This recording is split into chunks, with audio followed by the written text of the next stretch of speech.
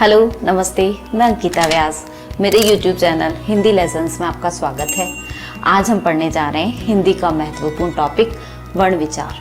वर्णों का सीधा संबंध ध्वनि से होता है, इसलिए हमारे लिए यह जानना आवश्यक है कि ध्वनि की उत्पत्ति हुई कहाँ से है।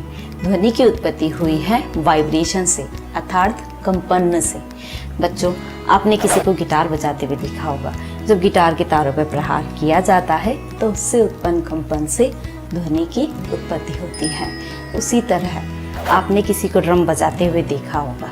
जब ड्रम की जिल्ली पर प्रहार किया जाता है तो उससे उत्पन्न कंपन से ध्वनि की उत्पत्ति होती है। उसी तरह हमारे मानव शरीर में भी ध्वनि की उत्पत्ति कंपन से ही होती है। इसे और अधिक अच्छे से समझने के लिए हम इस चित्र को देखते हैं। यह हमारा कंठ है। इसे वोकल कॉर्ड या वॉइस बॉक्स भी कहते हैं। जब हमारे शरीर से प्राणवायु बाहर निकलती है तो इस कंठ से टकराती है और वाइब्रेशन होता है और उसी से ध्वनि की उत्पत्ति होती है। इन्हीं ध्वनियों को समझने के लिए, लिखने के लिए, पहचानने के लिए हमारे हिंदी भाषा में निश्चित चिन्ह दिए गए हैं और इन्हीं निश्चित चिन्हों को वर्ण कहते हैं। परिभाषित तौर पे हम देखें तो हमारे मुख से उच्चारित ध्वनि के लिखित रूप को वर्ण कहते हैं। वर्णों को खंडों में बांटा नहीं जा सकता है। भाषा की सबसे छोटी इकाई ही वर्ण कहलाती है।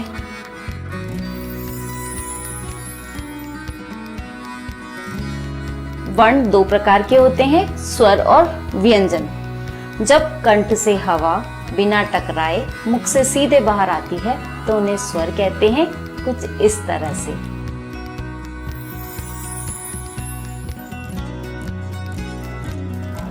हिंदी भाषा में स्वर 11 होते हैं।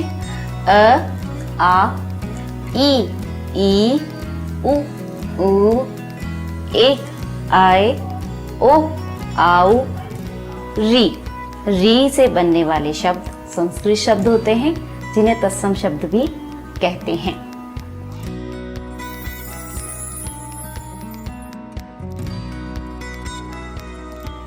हिंदी भाषा में स्वर 11 होते हैं और मात्राएं 10 होती हैं। तो बच्चों, आप अब ये सोच रहे होंगे कि स्वर 11 और मात्राएं 10 कैसे।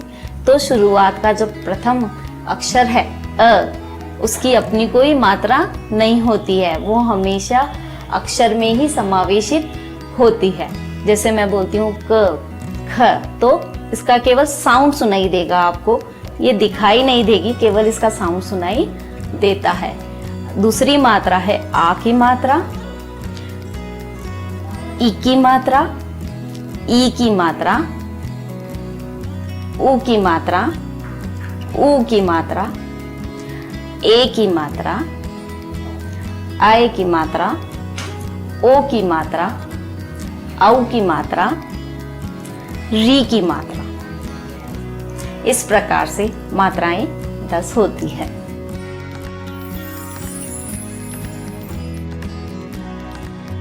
स्वरों के 3 प्रकार होते हैं, ह्रस्व स्वर, दीर्घ स्वर और प्लुत स्वर। ह्रस्व स्वर जिन स्वरों के उच्चारण में बहुत कम समय लगता हो उन्हें ह्रस्व स्वर कहते हैं।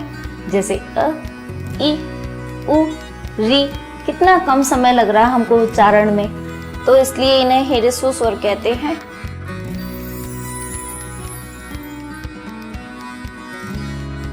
दीर्घ स्वर नाम से ही लग रहा है बच्चों बड़ा। दीर्घ का अर्थ क्या होता है? बड़ा।